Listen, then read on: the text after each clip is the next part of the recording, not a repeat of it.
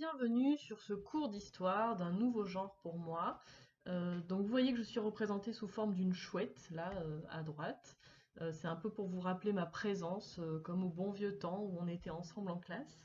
Donc en fait, je vais vous proposer un cours de cette manière-là, une fois par semaine, jusqu'à la fin du confinement. Donc là, c'est la première partie du cours d'histoire qu'on va commencer aujourd'hui sur les sociétés à l'âge industriel. Donc ce cours-là, il est trop long. Je peux pas le faire en une seule fois, donc je l'ai découpé en deux parties. Ça vous permettra aussi de vous organiser. C'est pas la peine de faire tout d'un bloc. Il y a quand même beaucoup d'informations que je vais vous donner, donc je vous conseille vraiment de séparer en plusieurs journées la lecture de ce cours. Donc, comment je vais fonctionner? Vous allez avoir besoin avec vous de matériel, c'est-à-dire la base, votre cahier, un stylo rouge, bleu, vert et crayon à papier. Évidemment, interdiction de prêter son matériel, évidemment à cause du confinement, donc ayez vos affaires à côté de vous. Alors, si je vais trop vite, vous avez ce bouton-là qui peut... Enfin, c'est pas un bouton, c'est juste moi qui vais vous le présenter sur les différentes diapos. Quand vous voyez ce bouton apparaître, c'est une pause en fait, je vous conseille de mettre la vidéo en pause et ça vous permettra d'écrire les différentes choses que je vous proposerai d'écrire au fur et à mesure de la leçon. Donc quand il n'y est pas, ça veut dire que vous avez juste à écouter ce que je dis, et quand il apparaît, ça veut dire que vous pouvez mettre en pause, du coup je parlerai plus, et vous écrirez, vous noterez ce qui apparaît sur le diaporama. Donc vous pouvez en user tant que vous voulez, c'est la première fois, on va dire, que vous pouvez me couper la parole quand vous voulez, et que je ne pourrai pas vous punir, et même je ne le saurai même pas. Donc vous allez pouvoir gérer votre temps de travail de cette manière. À la fin du diaporama, à la fin de cette première partie, je vous proposerai un quiz. Ce quiz, il va falloir le faire sur Internet. Donc vous allez avoir un lien, vous pouvez aussi le faire sur smartphone, sur tablette. C'est des petites questions, des activités très rapides, hein, c'est vraiment pas trop long, pour voir si vous avez bien compris le cours, pour voir si vous avez bien retenu l'essentiel du cours. Moi, je vais le recevoir de mon côté, je vais pouvoir le corriger en ligne. Notez bien la référence, je vous réexpliquerai tout ça à la fin, ça sera plus simple. En tout cas, voilà, faites-le avec sérieux, puisque ça vous permettra d'avoir une petite note bonus à la fin du confinement. Voilà, c'est parti! On commence avec une première pause. Vous voyez en bas à droite, là j'ai mis le petit signe pause, puisque là clairement c'est que du texte. Vous avez en rouge, chapitre 4, les sociétés à l'âge industriel. Comme d'habitude, la problématique en noir, comment la révolution industrielle bouleverse-t-elle les sociétés au 19e siècle. En orange, c'est une consigne, donc c'est pas à noter. Coller la fiche objectif. Donc la fiche objectif, c'est comme d'habitude, c'est là où il y a le vocabulaire. Je vais le mettre en PDF sur Arsène et sur Pronote. Donc voilà, vous pouvez le télécharger là où c'est le plus simple pour vous. Et enfin, grand 1, une nouvelle hiérarchie sociale. Alors, je ne vais pas m'attarder plus longtemps sur cette diapositive. Vous avez ici la fiche objectif comme d'habitude. Vous avez là les mots qu'il faut apprendre: industrialisation, nation, mouvement national, mouvement social, printemps des peuples. Donc ça veut dire que dans le quiz à la fin de la diapo, je peux vous demander de m'expliquer ces termes-là. Voici le premier document que l'on va regarder ensemble. Alors, comment je vais fonctionner? Quand vous allez voir apparaître le petit sigle, le petit symbole pause, ça veut dire qu'il va falloir mettre pause, réfléchir aux questions qui y apparaissent sur l'écran, pas forcément à l'écrit, hein, ça peut être dans votre tête, et une fois que vous êtes sûr de vous, que vous avez bien réfléchi, que vous pensez avoir les réponses, vous remettez la vidéo en route, et moi je continuerai à travailler.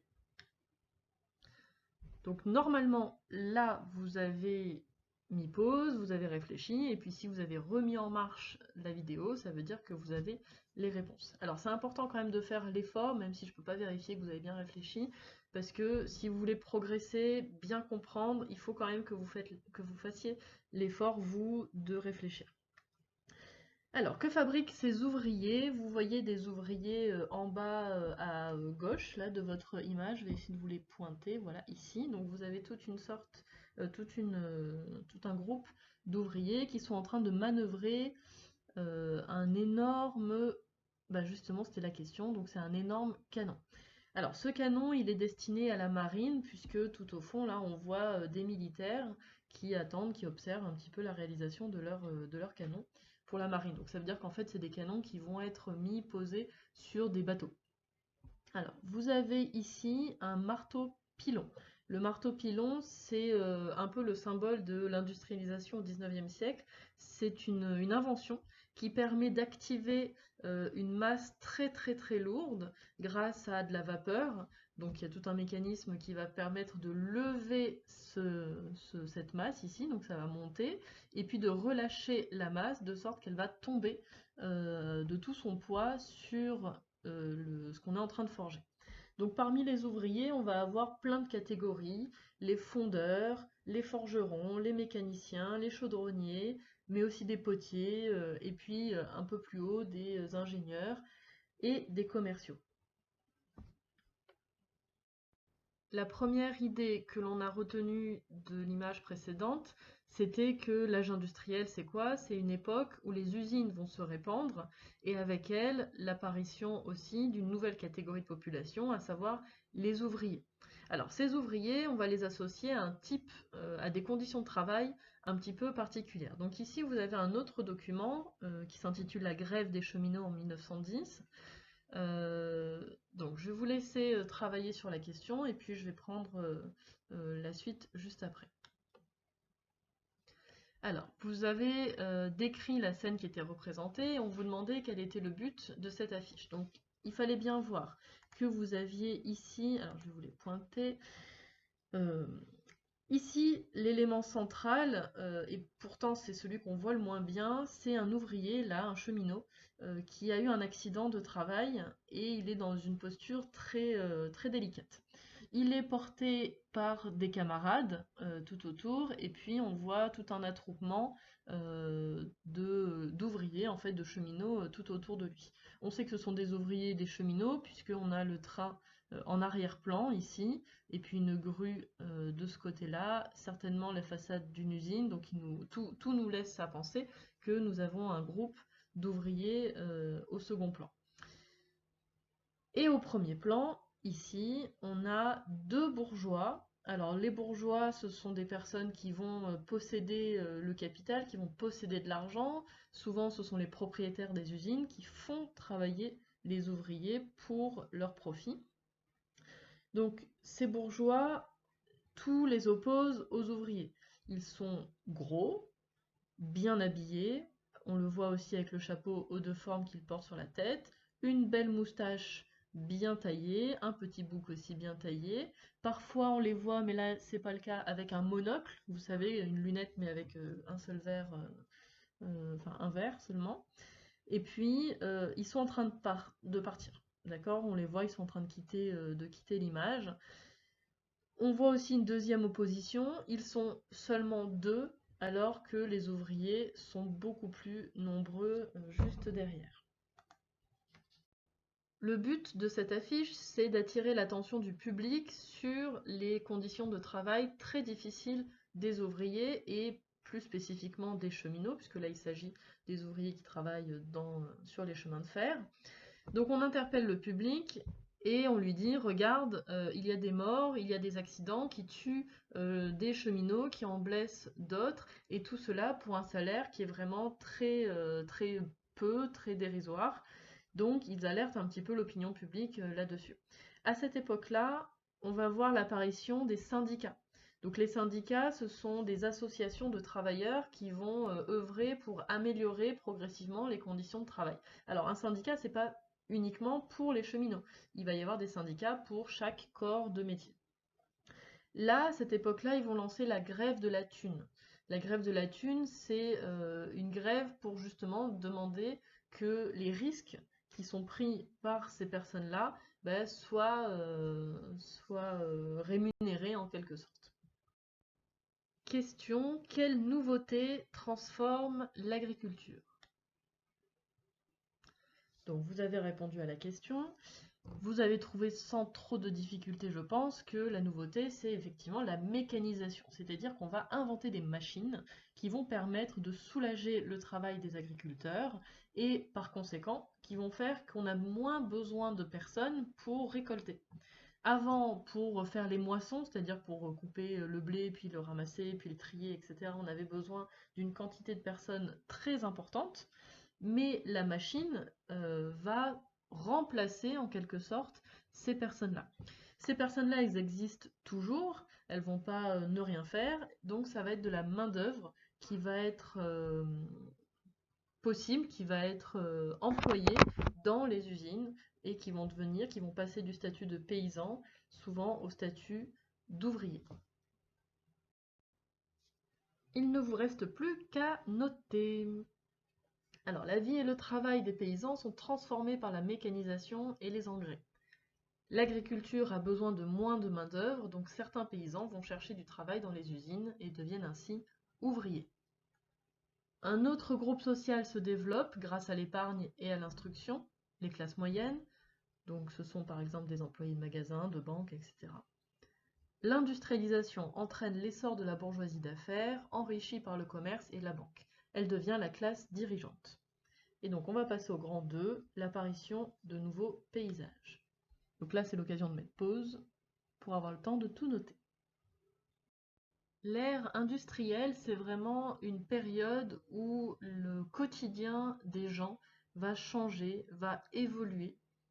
Et donc là, les documents que je vais vous montrer, l'objectif c'est vraiment que vous essayiez de vous imprégner de sensations, d'émotions qui peuvent être liées à ce que les gens ont découvert à cette époque-là. Ici, vous avez un tableau de Maurice Falliès qui s'intitule Gare et usine à Saint-Denis, donc qui a été peint au tout début du XXe siècle. Alors là, regardez vraiment les couleurs, les émotions, qu'est-ce qui se dégage un petit peu de ce tableau. Qui voit-on? Qu'est-ce qu'on voit comme chose? Donc vous avez, alors je prends le petit pointeur laser.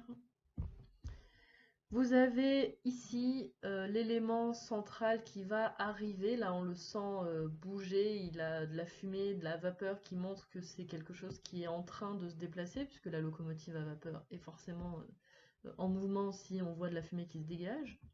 On est sur une gare, donc une gare de banlieue parisienne, à Saint-Denis, et on a des gens qui attendent sur le quai. Alors ces gens-là, on nous donne une petite indication en nous disant que ce sont certainement des ouvriers qui attendent le train à la gare, soit pour rentrer chez eux, soit pour rejoindre l'usine dans laquelle ils travaillent.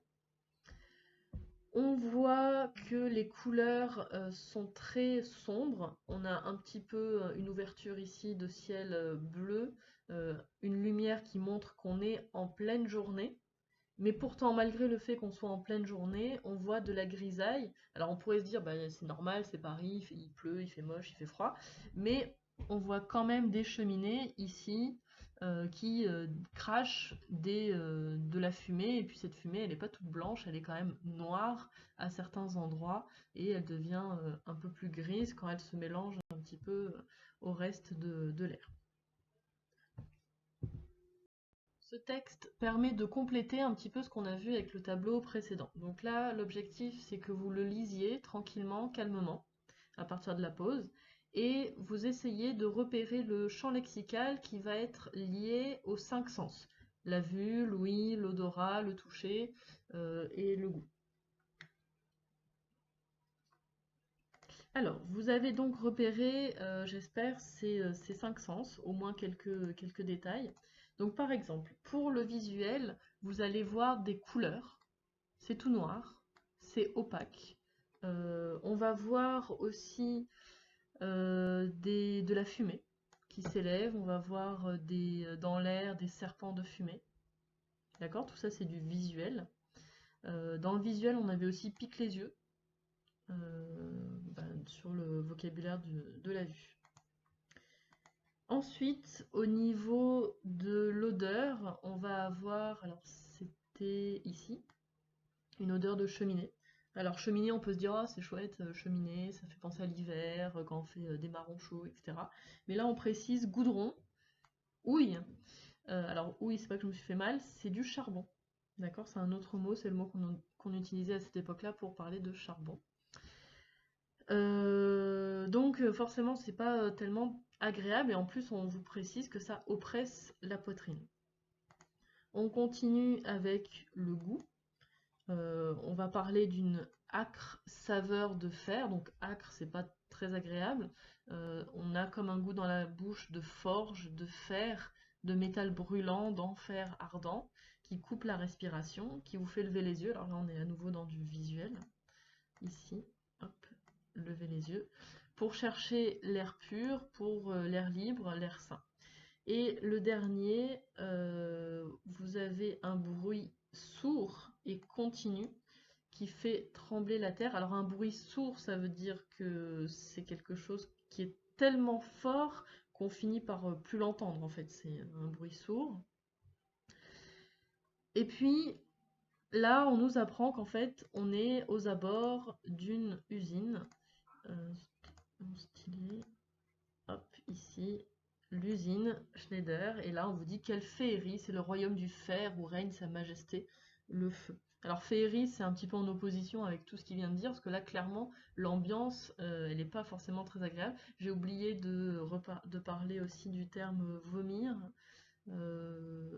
ici, qui est forcément quelque chose qu'on associe plutôt à du négatif. Les transports urbains à Berlin. Donc ici, vous voyez une image de la ville de Berlin, donc capitale de l'Allemagne, où on va avoir à la fois les symboles de la modernité, avec, donc je garde mon petit stylet, le tramway, qui va être inventé vers 1900, toute fin 19e siècle, début 20e siècle, et en opposition avec, désolé, vous entendez les bruits de souris, mais je peux pas trop faire autrement, en opposition avec l'ancienne méthode qui était les tramways tirés par des chevaux.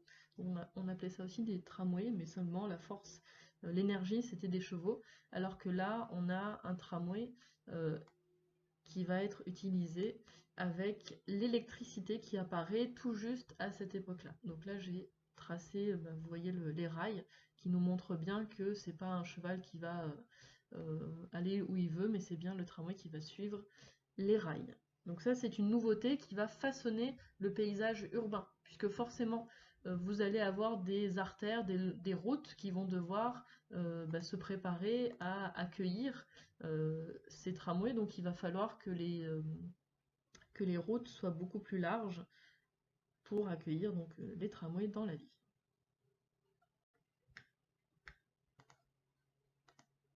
Un petit travail de rédaction. Alors ce travail-là, faites-le avec sérieux puisqu'en fait ça va être votre synthèse.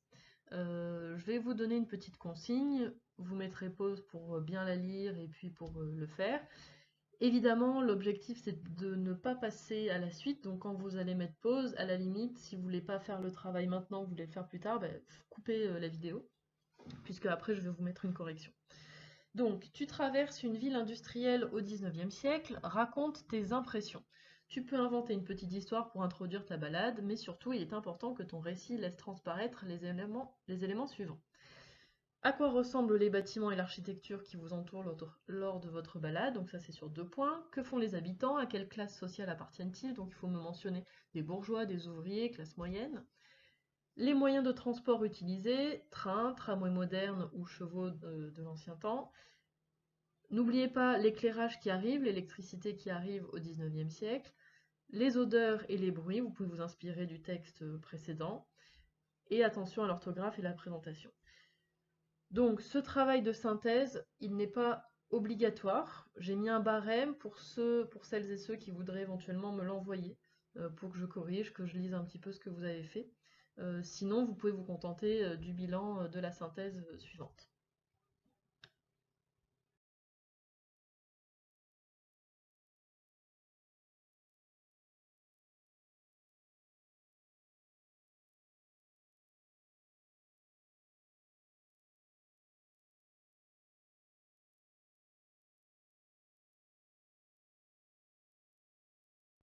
Comment fonctionne le test Kiznier? Donc vous avez un lien ici, il vous suffit de cliquer dessus ou de copier-coller l'adresse.